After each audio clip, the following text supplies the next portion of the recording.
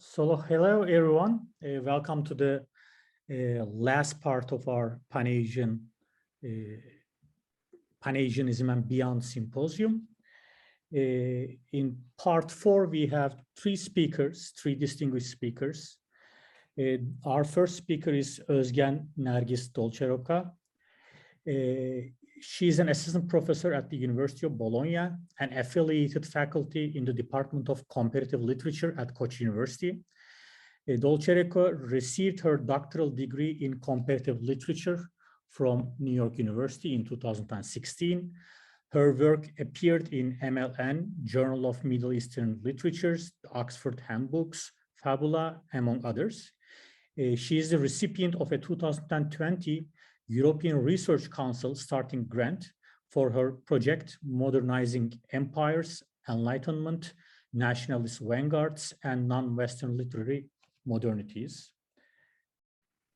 Our second speaker is Esra Gökçe Şahin.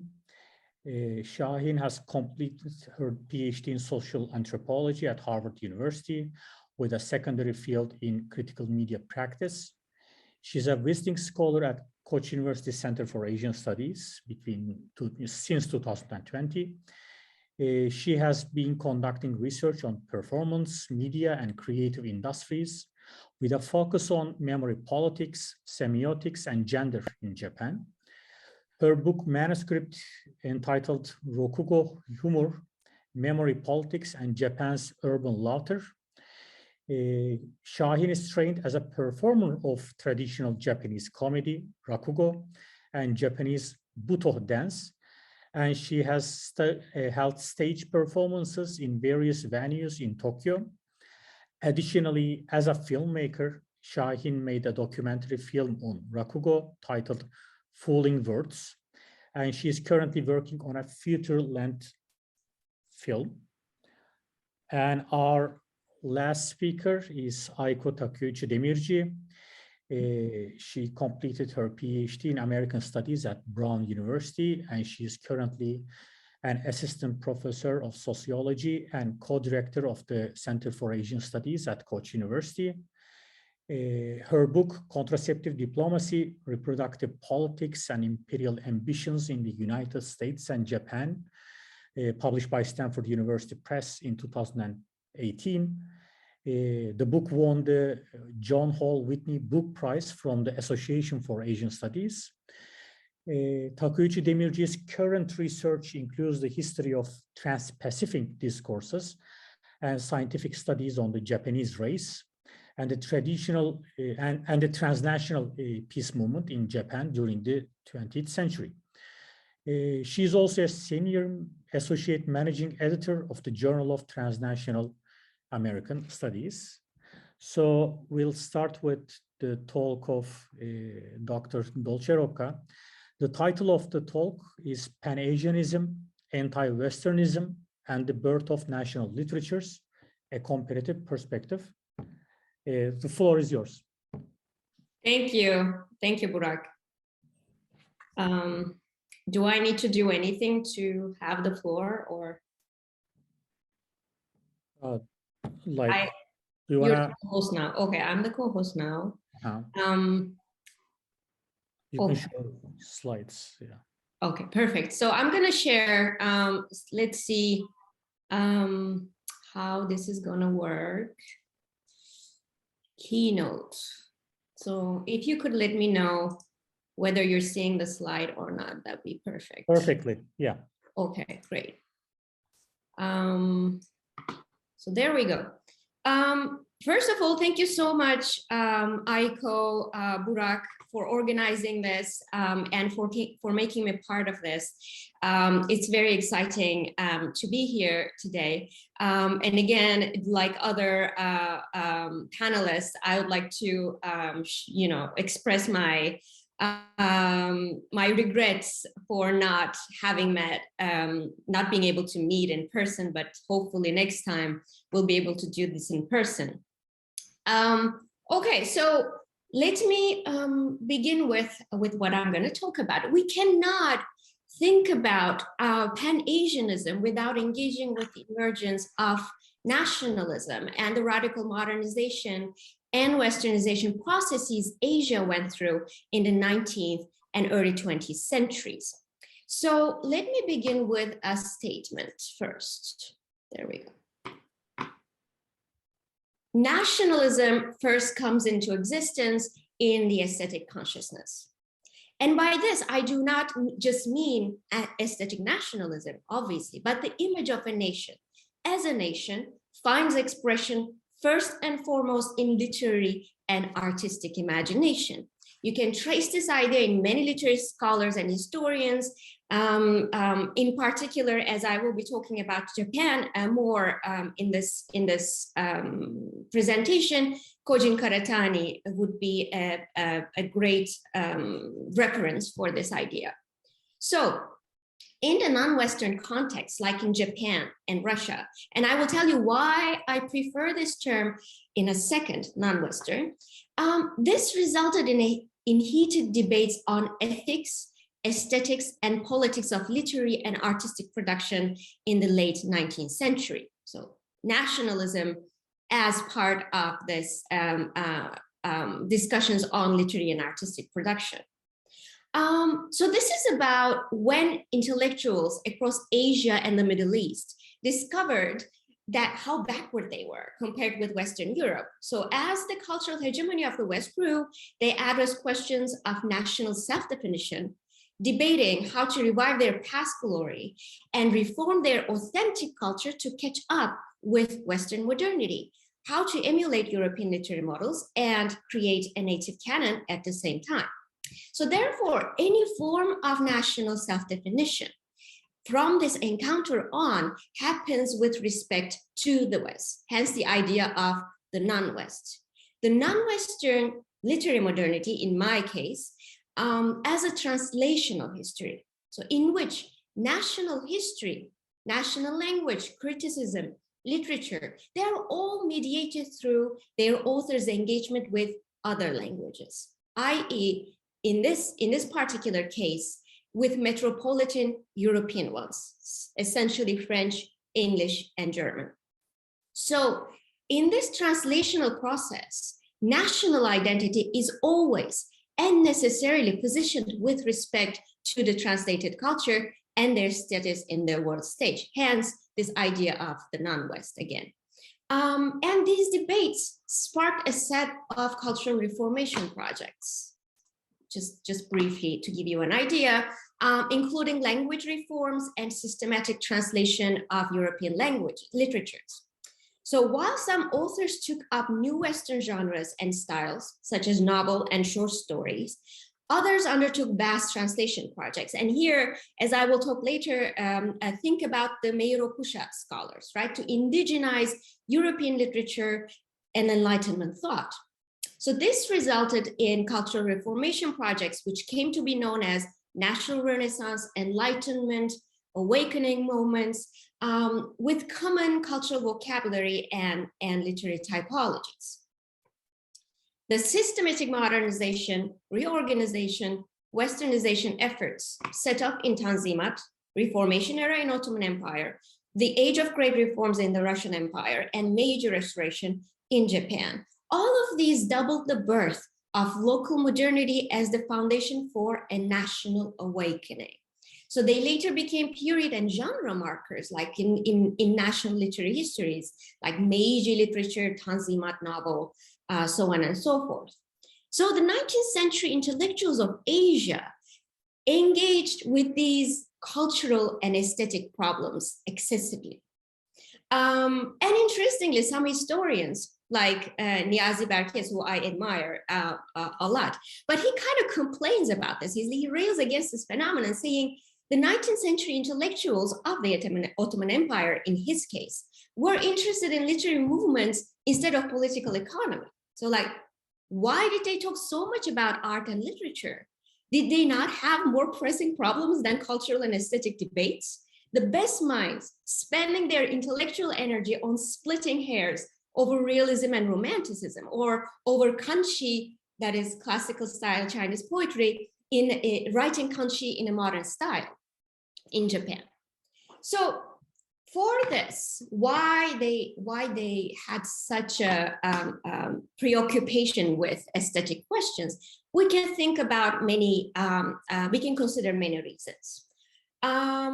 So first, it could be the oppressive political atmosphere. So think of the late Catherinian era, when the enlightened monarch suddenly turned to a despot, like an exiled Alexander Radishchev for writing a journey from St.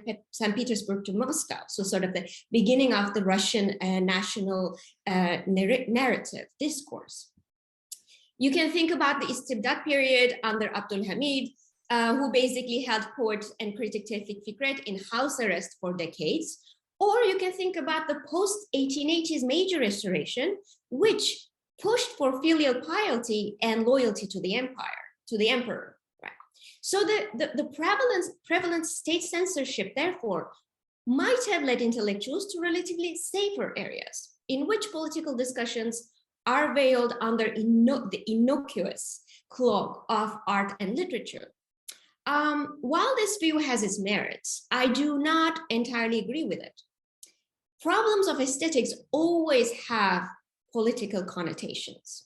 So as Karatani argues, for example, Okakura Kakuzo Tenshin's work on Japanese art, he says, precisely because aesthetics was Okakura's sole concern, his works were imbued with further political meaning. More on Okakura soon, but let's consider another cause for the predominance of aesthetics in intellectual discussions during the emergence of nationalism and Pan-Asianism. Second, we can consider it could also be the part of pre- and early modern understanding of literati, which with its holistic understanding of cultured man, right? As you can see here, I wanted to sort of play this with one by one points, but then my computer doesn't allow me to do it with two screens. So I'm sorry about that. That you missed the whole surprise element of the presentation. But here we are. So the idea of literati, right? Educated Japanese people began devoting their energies, for example, exclusively to self-cultivation in the arts and literature. So this idea of wenren in Chinese, and I apologize for my pronunciation here, but which then has been carried over into Japanese as bunjin, meaning lettered, cultured persons. So and most often is translated into English as literati. So it's a strong intellectual tradition where intellectuals distance themselves from politics. And this could be part of why debates on aesthetics had such prominence in the 19th century. And this literati tradition, you can also find it in definitely in Ottoman Empire as well. Finally, another reason could be the new print culture. We always have the role of the changing print culture and major developments in literacy. So in Japan, the move from woodblock printing to movable type printing apparently took a sharp turn in the 1883, changed the intellectual scene altogether. So you have large newspapers, you have small newspapers, and these were addressed to all kinds of different readers and from different classes. Literature, particularly serialized fiction, gained new importance. For instance, prose fiction loses its earlier connotations in Japan as an inferior literary form to poetry, right? So sort of commoners or sort of entertainment literature. And with translations from European novels of the period, prose fiction, particularly the novel form shosetsu, was associated with this superior Western literary form. So let me put another slide here. For example, Tsubuchi Shoyo, a leading author of the period, wrote a whole treatise on the novel, and in my opinion, it's one of the most interesting theories of the novel of the period.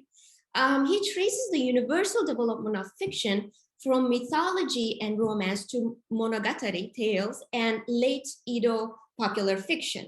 And here we see a sort of almost like a Darwinian evolutionary scale where sort of the novel form slowly evolves into higher forms.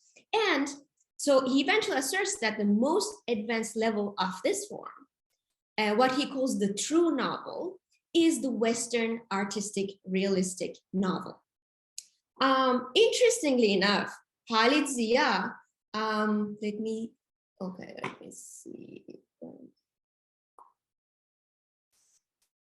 Yes, it's here. Sorry, it was still here. Interesting enough, Khalid Zia, as you can see, with his hikaye in 1888, wrote a similar account of this form, with its evolution from oral storytelling, masal, to its most developed form in European realism. He particularly mentions Flaubert in hikaye, which he uses the novelistic form. And he uses the word hikaye. I mean, I have to say now it means short story in Turkish, but back in the day, there was no consensus on the translation of the word novel or roman. So the word that we use roman now, back in the day, they referred to it as hikaye. Interestingly, Khalid Zia and Subuchi Shoyo, they draw the same conclusion. The most advanced form, what we had before, oral literature, tales, they were an earlier form, a baby form of this most advanced form of the novel, which belongs to the Western realistic tradition. And most importantly, the elevation of the image and the status of the novel came from the emerging print capitalism and the discovery of its potential in nation building. So I think now we can look at this one. Yes. First of all, any state that aims at modernization, industrialization, Westernization, promotes communication and circulation of information across different classes and different regions. So in that sense, changes in education, literacy, print technology, publishing cultures are very important tools for a modernizing state. And here we can look at the example of Meirokusha scholars and this Society of Sciences, Technique, and Literature, and their journal aim to advance and popularize Enlightenment education. They translated, they wrote extensively popular books and articles on Enlightenment education.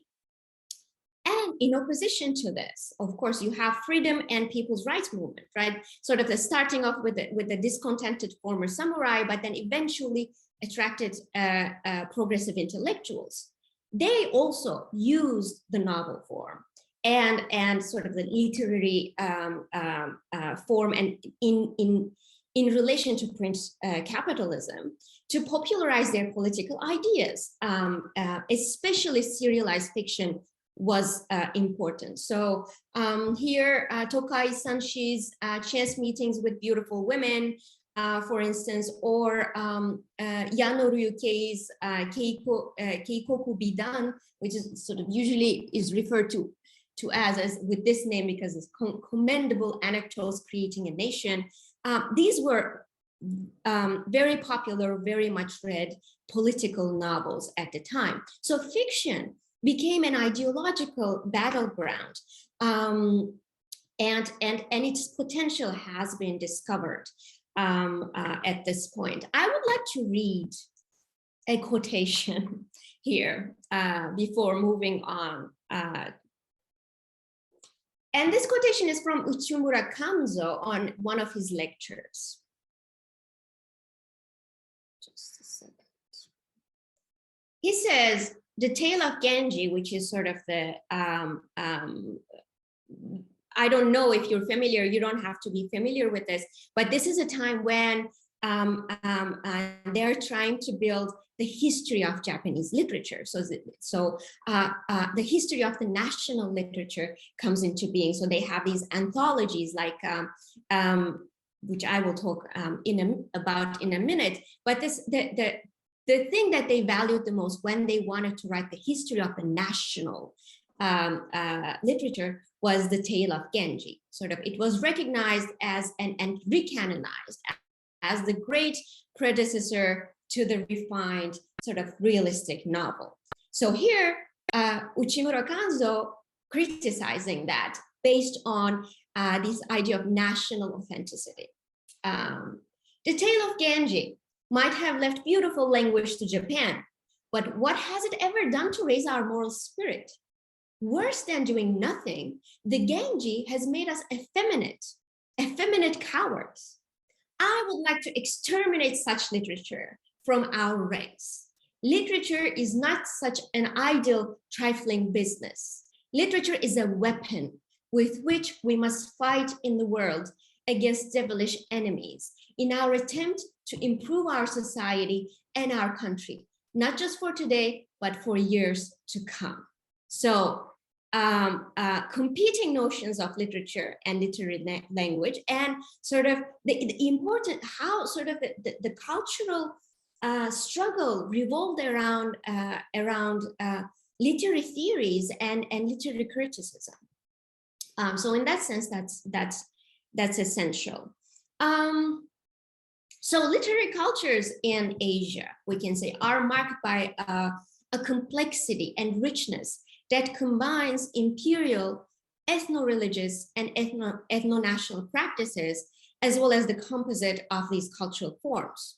So what emerges in the 19th century is a complex literary field that engages in diverse cultural practices to build a national literature out of this imperial, local, trans-regional compound, when nation and empire can collide with traditional forms and sort of their and they start thinking about how their legacies will persist.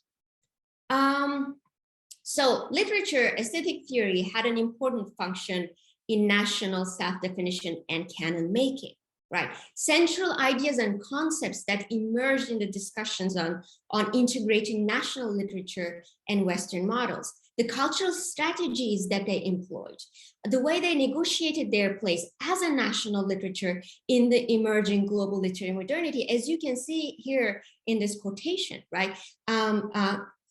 How sort of our literature is a weapon with which we will fight the world, and we will find our place in this world literature, in this world modernity, if you will. And then you have sort of the conflicting perspectives in the debate on nation and canon building. Same thing, the tale of Genji here as an example.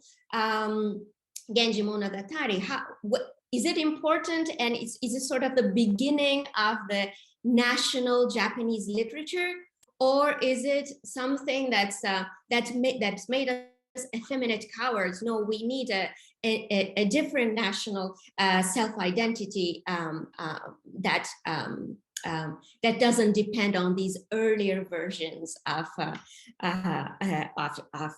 Japanese national the figure of Japanese nation. So you're seeing that we're inventing the East, we're inventing Asia. It's all sort of an invention of an identity. So these questions invite us to understand the diverse political aspirations of individual writers and critics who were engaged in a collective endeavor to understand the contradictions inherent in modernization projects. So we need to trace the programmatic politics of innovation out of national re-liberation of recent European literary currents. So this includes it could be sort of the high literature, the true novel, or it could be the low literature, like sort of sentimental fiction, Gothic. How do they marry with the local genres, which were viewed not necessarily as ideals to be fully emulated, imitated, but as models to be creatively adapted, mediated, integrated into the local literary field. Some intellectuals, particularly those educated in Western European centers, and we have many of them, right? Like again, Meirokusha scholars, saw the autocratic state as the agent of cultural processes and economic development, and joined the systematic translation, education, linguistic reforms projects. So their program involved a sort of a programmatic aesthetic and cultural modernization through sort of formal literary innovations, vernacularization, and translation of European works. On the other hand, complicating this modernizing and westernizing impulse, you have a heightened sense of national specificity and local difference. And this is where we see nativism and Pan-Asianism. So we can think about Zobornost, the Slavophile claim to Russia's exceptionality, Türkçülük, Turkism of Genç Kalemler, or later Türk Düşüncesi of Peyami Safa, which I'm going to talk in a minute, or the Nihonjin magazine of Shiga Shigetaka, sort of who established this magazine in '88 with an emphasis on authentic national spirit, kokusui, and the preservation of cultural autonomy. So reforms of writing, particularly in Japanese and Ottoman context, carry striking similarities that beg for a comparative framework. As I said, vernacularization, orthographic reform, standardization of the written language, phonocentrism, sort of bringing the written language closer to the spoken language.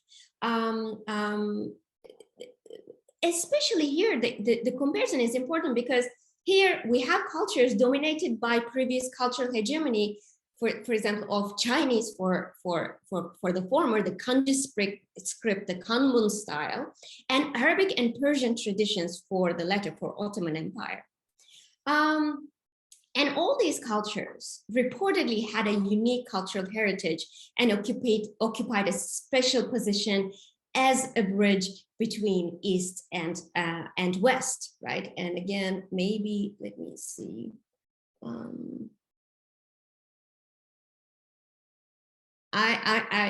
I'm trying to see if I can skip some parts of this.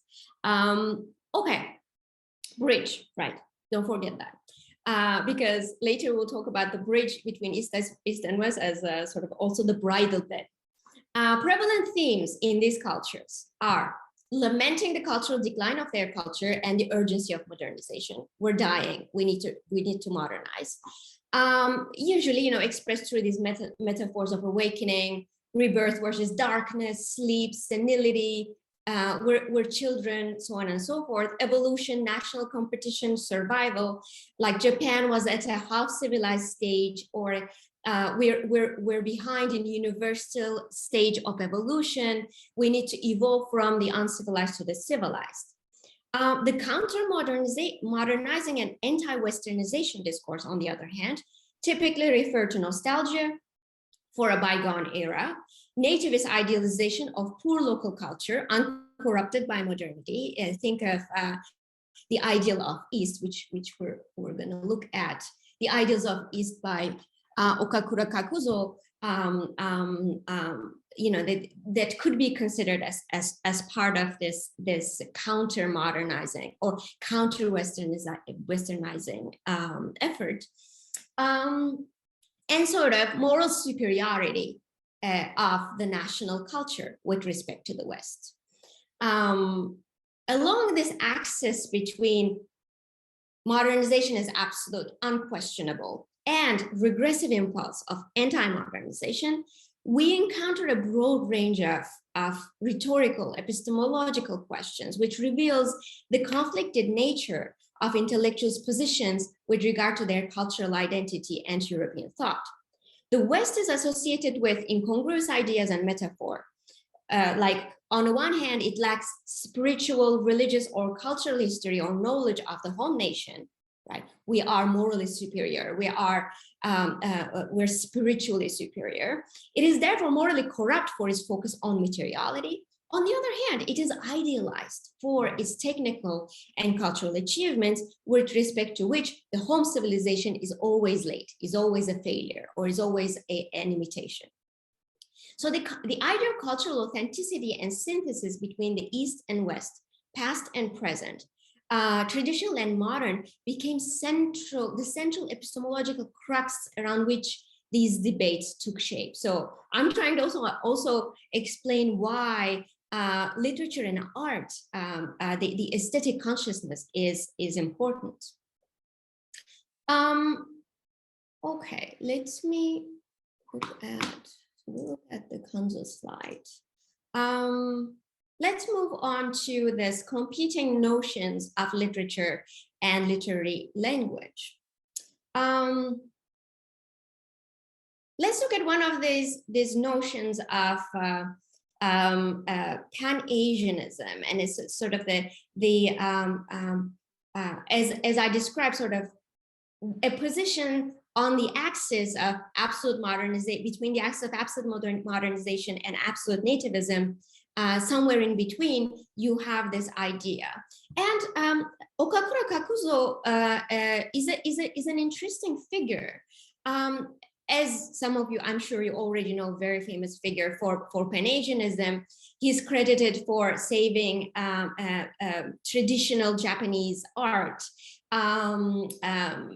And sort of the artistic scene is different from the literary scene, because the traditional Japanese art has been seen as superior to its Western form. Hence, sort of, he's regarded as a very important figure in the building of aesthetic imagination in Japanese national art.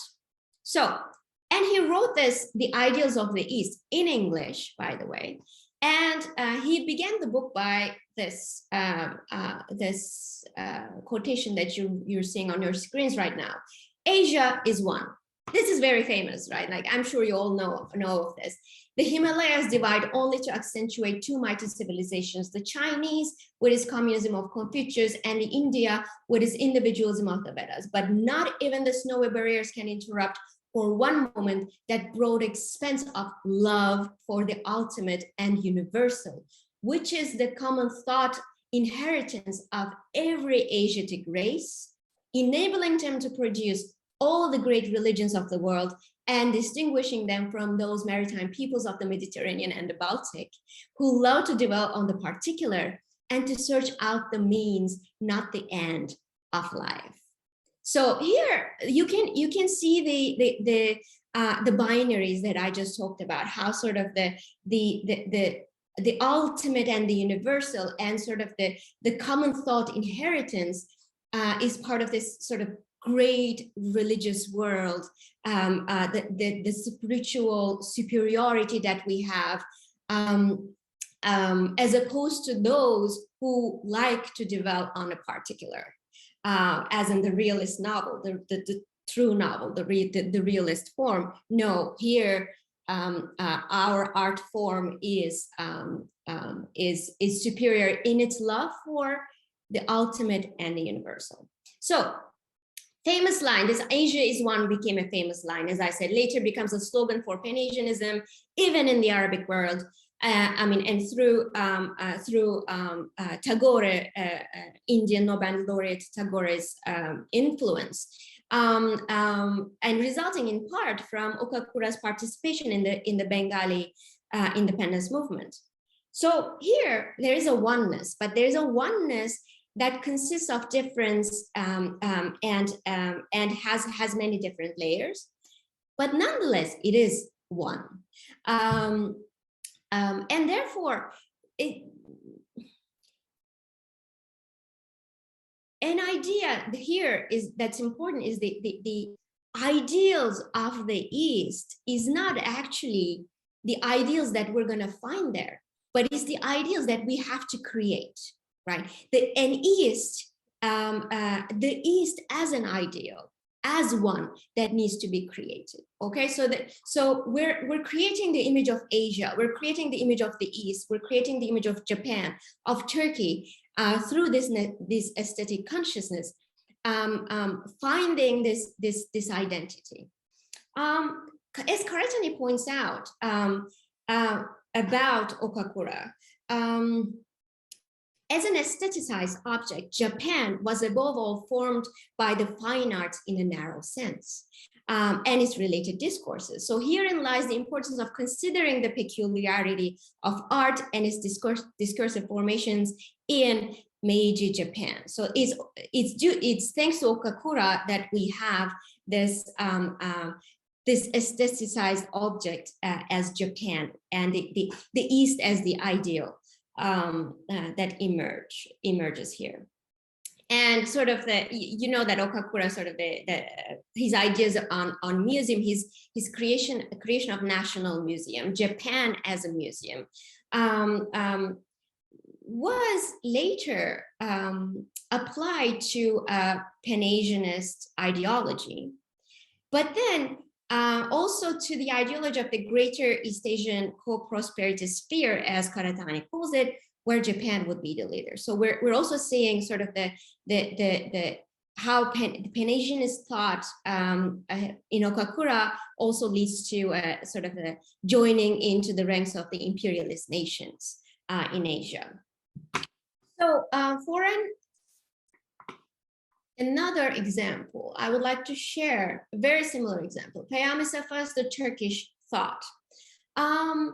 So this is from the journal he created, Türk Düşüncesi, the Turkish Thought, and here he sort of had this manifesto, let's say. Here, being lost we are lost in a confused and fuddled atmosphere of ideas and art. And sorry, there's a typo here. And it leaves no room for natural selection, which evolution in search of its truest direction needs. So the idea that we are, again, coming back to this evolution of civilizations idea, and then telling us that everything is blurred, it's all confused. So what do we need? We need to save the Turkish thinking from this confusion and give it a new direction and a new focus. So where does this direction lie? In the Asyacılık Hareketi, in Asianist movement. And he says, spearheaded by Atatürk, Asianist movement had existed as a reaction to excessive Westernization since the second constitutional era. And he here also cites Russian and Japanese examples, Eurasistvo, and he sort of romanizes it in a very weird way, and Japan. And he says that this is sort of what is going to save us from this confused atmosphere. And then he says something very interesting, which you can see parallels in Japanese and Russian context as well. So we're the bridge between East and West. Being this bridge, maybe we should become the bridal bed, he says, de facto şeyi, between East and West. And in this way, he says, we can find in ourselves the great synthesis that the post-war world is looking for. I mean, the sort of the marriage, the sexualized imagery here is interesting, and an East as a woman, West as a man, and then sort of but there's always this idea of synthesis, right? We have to synthesize, and eventually we will reach the right direction. We will be on the right direction in the evolution of civilizations. This actually is closer to, I would say, the 1930s discussions in Japan, which sometimes referred to as, let me see if I can pull the book here. Probably I won't be able to do it. But anyway, this is a common sort of discussion in the very similar vocabulary that we see in 1930s Japan. Okay, so let me run to the next slide. Okay, so finally, I would like to, talk about briefly I promise, about Soseki. Because, so in the axis of these different positions, it's true literary authors that give us even more interesting and confusing sometimes notions of national literature. So, you know, you probably know Soseki. I mean, he's one of the most famous, most translated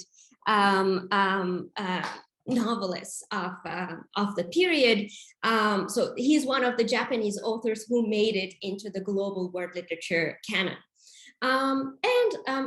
You might know he received his primary education in Chinese classical tradition, so learning at a young age to recite from memory the works of Confucius and other canonical sages. And then he enrolled into apparently Nishogakusha, a Tokyo academy specialized in classical Chinese learning. So he is, well, he's not only very well learned in English, especially British literature, but he's also very well learned in the Chinese tradition, and he continued during his literary career to compose classical Chinese poetry, kanshi, which is a sort of a debated thing in the literary history, because you know some see this as his attachment to kokubungaku, to kanbungaku, as opposed to kokugo. And here, sort of I wanna give an idea here to this idea of the literature as a modern concept when it emerges, okay? Because this is what Soseki struggled in his theory of literature, to find a position asking about, is there a way to synthesize? And then eventually he will decide that there is no way to synthesize. Literatures are different. So, at the beginning of the 20th century, bungaku as literature as we know today was yet to emerge as a sort of a well-defined discipline at the universities. But so in Japan, the word, and native speakers maybe could add more to this discussion, the word still preserved a much broader definition that had long been current in the Chinese classical tradition. Sort of, it used to refer to the sort of intellectual text that an educated person should know. So not necessarily literature, but sort of it comes from the analects of Confucius, the text that you have to know.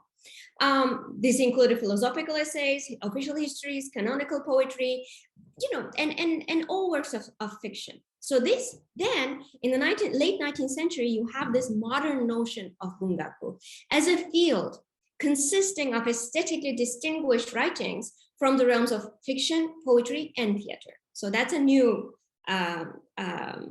concept in that sense.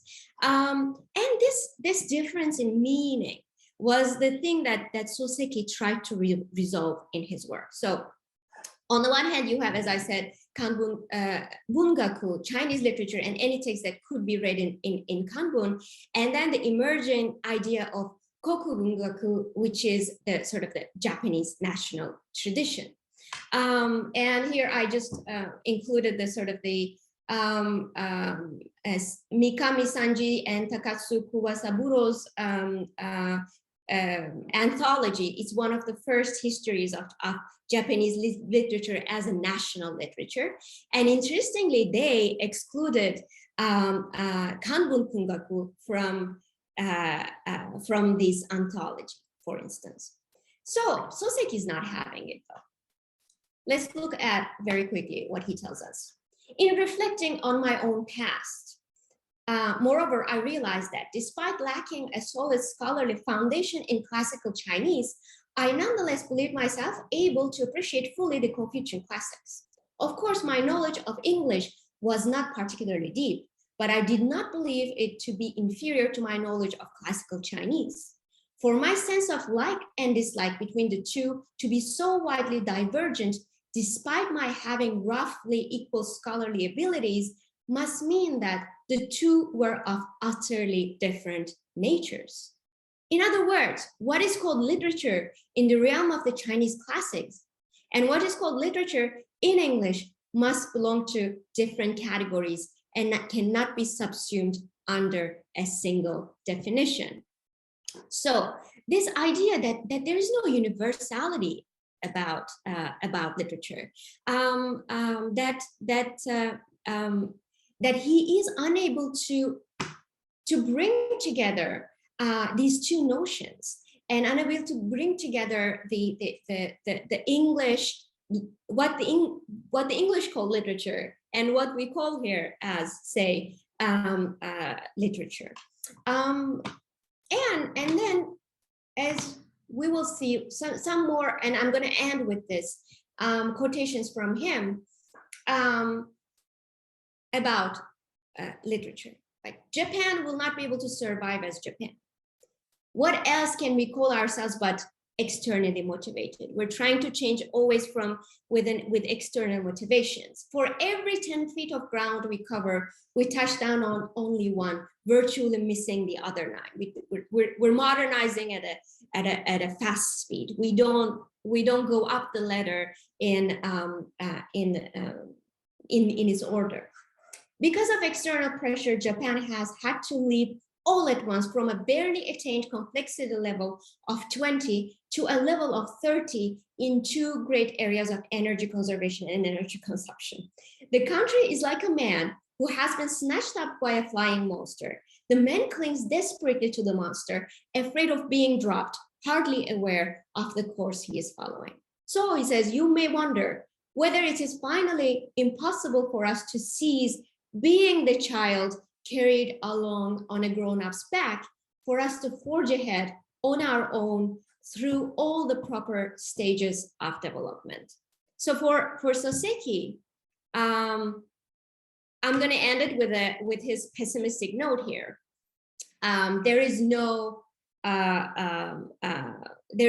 way of climbing up the ladder in this way. There is no way of bringing together the what is called literature in the realm of Chinese and in the realm of English. And therefore, I'd like to add with this middle position, which recognizes the